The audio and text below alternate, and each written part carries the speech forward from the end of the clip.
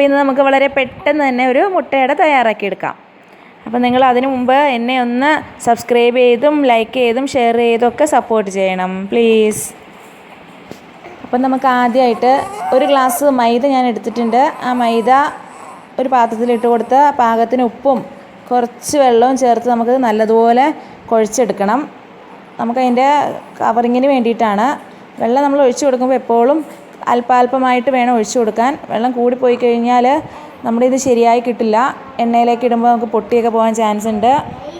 അപ്പോൾ നമ്മൾ ആദ്യം സ്പൂൺ വെച്ച് ഒന്ന് ഇളക്കിയതിന് ശേഷം പിന്നെ നമുക്കത് കൈ കൊണ്ട് നല്ലതുപോലെ കുഴച്ചെടുക്കാം.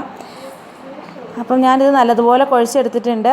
അതിന് ശേഷം ഞാൻ എൻ്റെ കയ്യിൽ ഇത്തിരി എണ്ണ തൂത്തിട്ട് നമ്മൾ ഈ പൊറോട്ടയൊക്കെ ഉണ്ടാക്കുമ്പോൾ തയ്യാറാക്കിയെടുക്കില്ലേ, മാവൊന്ന് ഉള്ളിലേക്ക് വെച്ച് അങ്ങനെ ഒന്ന് ഉള്ളിലേക്ക് വെച്ച് മടക്കി ഒന്ന് വെച്ച് കൊടുത്ത് കുറച്ച് നേരം നമുക്കൊന്ന് മാറ്റി വയ്ക്കണം.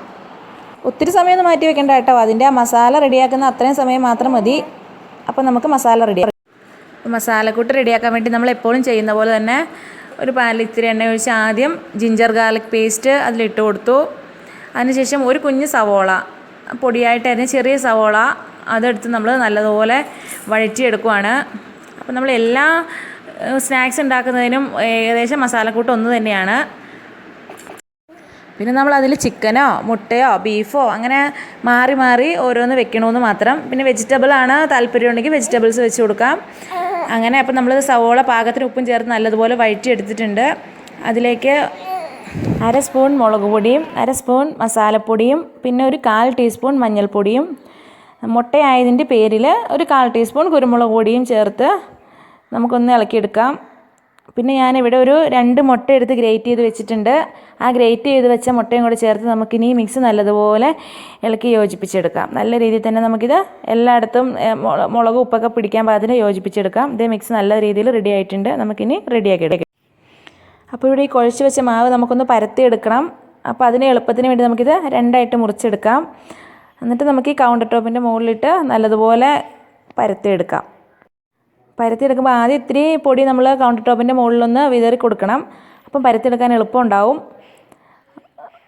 അപ്പോൾ നമുക്കിത് നല്ലതുപോലെ കനം കുറച്ച് പരത്തിയെടുക്കാം. സൈഡുകളും എല്ലാം നല്ല രീതിയിൽ തന്നെ കനം കുറച്ചെടുക്കണം. അപ്പോൾ ഞാനിത് നല്ലതുപോലെ ഇവിടെ കട്ടി കുറച്ച് പരത്തിയെടുത്തിട്ടുണ്ട്. അപ്പോൾ ഇതിങ്ങനെ ഒരു കുപ്പിയുടെ അടപ്പോ എന്തെങ്കിലും വെച്ചിട്ട് നമുക്കിതൊന്ന് കട്ട് ചെയ്തെടുക്കാം. അപ്പോൾ ഞാനിത് ഇത്തിരി വലുതായിട്ട് കിട്ടാൻ വേണ്ടി അങ്ങനെ ഒരു വലിയ പാത്രത്തിലാണ് കട്ട് ചെയ്തത്. അങ്ങനെ എനിക്കിത് 4 എണ്ണം കിട്ടിയിട്ടുണ്ട്. നമുക്കപ്പോൾ ഇതിൽ മസാല നിറച്ച് വെച്ചതിന് ശേഷം മാത്രം അടുത്തത് പരത്തിയെടുത്താൽ മതി. അപ്പോൾ നമ്മൾ ഉണ്ടാക്കി വെച്ചേക്കുന്ന കൂട്ട് ഈ പരത്തിയെടുത്തേക്കുന്ന മാവിലേക്ക് വെച്ച് സൈഡ് ഇങ്ങനെ മടക്കി കൊടുക്കണം.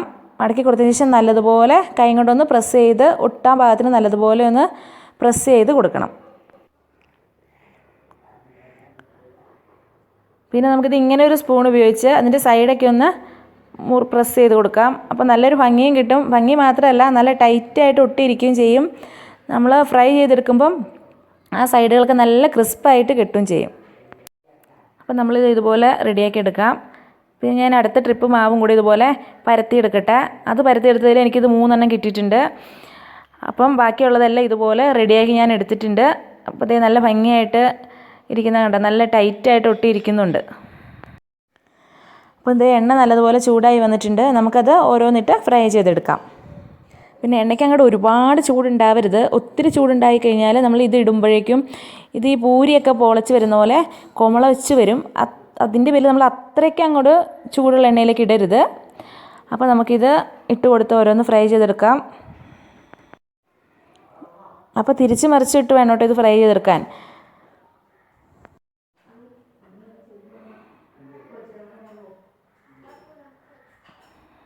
അത് നമുക്കൊന്ന് തിരിച്ചിട്ട് കൊടുക്കാം.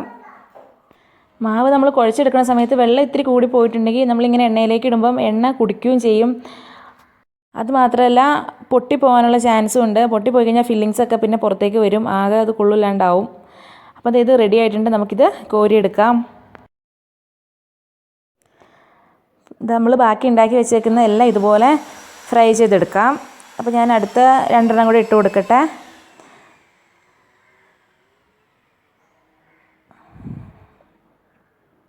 അപ്പോൾ ഇതുപോലെ തന്നെ നമുക്കെല്ലാം ഫ്രൈ ചെയ്തെടുക്കാം.